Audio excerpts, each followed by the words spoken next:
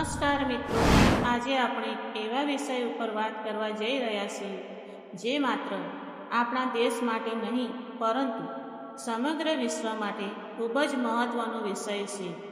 વિષય છે કુદરતને નુકસાન પહોંચાડવાના પરિણામો.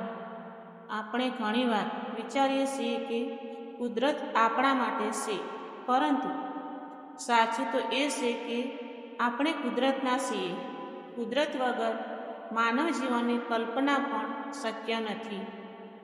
ભગવાને આપણને શુદ્ધ હવા, પીવાનું પાણી, લીલાછમ જંગલો, ઊંચા પર્વતો, વહેતી નદીઓ અને અસંખ્ય જીવસૃષ્ટિ ભેટમાં આપી છે. પરંતુ વિકાસના નામે આજે આપણે આ જ કુદરતને સતત નુકસાન પહોંચાડી રહ્યા છીએ. જંગલોનો વિનાશ. સૌથી પહેલું નુકસાન જંગલોને થઈ રહ્યું છે. દરરોજ હજારો વૃક્ષો કાપવામાં આવે છે. નવા રસ્તા, મોટા કારખાના અને શહેરો બનાવવા માટે જંગલોનો નાશ થાય છે. પરિણામે વરસાદનું પ્રમાણ બદલાઈ રહ્યું છે, તાપમાન વધી રહ્યું છે અને અનેક પક્ષીઓ અને પ્રાણીઓનું ઘર છીનવાઈ રહ્યું છે. એક વૃક્ષ માત્ર ઓક્સિજન જ નથી આપતું, પરંતુ વરસાદ લાવવામાં, જમીનનું ધોવાણ અટકાવવામાં અને પર્યાવરણનું સંતુલન જાળવવામાં પણ મહત્વની ભૂમિકા. હવાનું દબાણ. આજે શહેરોમાં શ્વાસ લેવો પણ મુશ્કેલ બની રહ્યો છે. વાહનોમાંથી નીકળતો ધુમાડો, કારખાનાઓનો ધુમાડો અને પ્લાસ્ટિક સળગાવવાથી હવા ઝેરી બની રહી છે. આ દૂષિત હવાના કારણે દમ, ફેફસાના રોગ, હૃદયરોગ અને અન્ય ગંભીર બીમારીઓ વધી રહી છે. જો હવા શુદ્ધ નહીં રહે તો આવનારી પેઢીને સ્વસ્થ જીવન મળવું મુશ્કેલ બની જશે. પાણીનું પ્રદૂષણ. પાણી એટલે જીવન, પરંતુ આજે નદીઓ, તળાવો અને દરિયામાં ગંદુ પાણી, રસાયણ અને પ્લાસ્ટિક છોડવામાં આવે છે.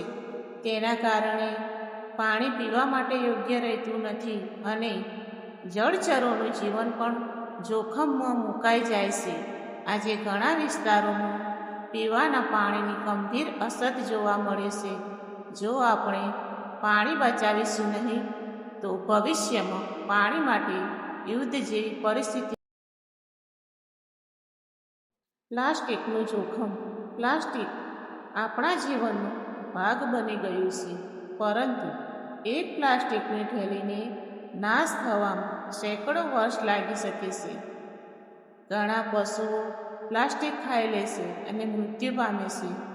દરિયામાં રહેલા કાચબા, માછલીઓ અને પક્ષીઓ પણ પ્લાસ્ટિકના કારણે જીવ ગુમાવે છે.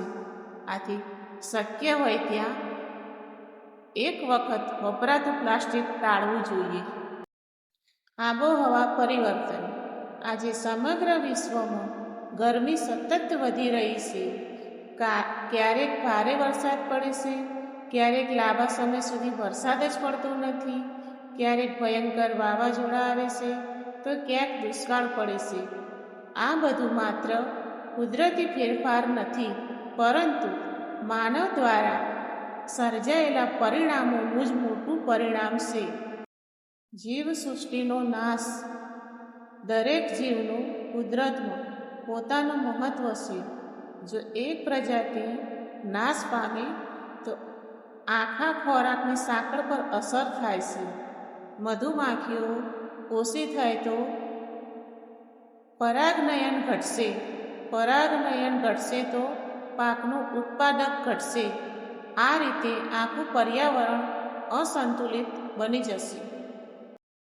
આપણે શું કરી શકીએ? માત્ર સરકાર નહીં, દરેક નાગરિકની જવાબદારી છે.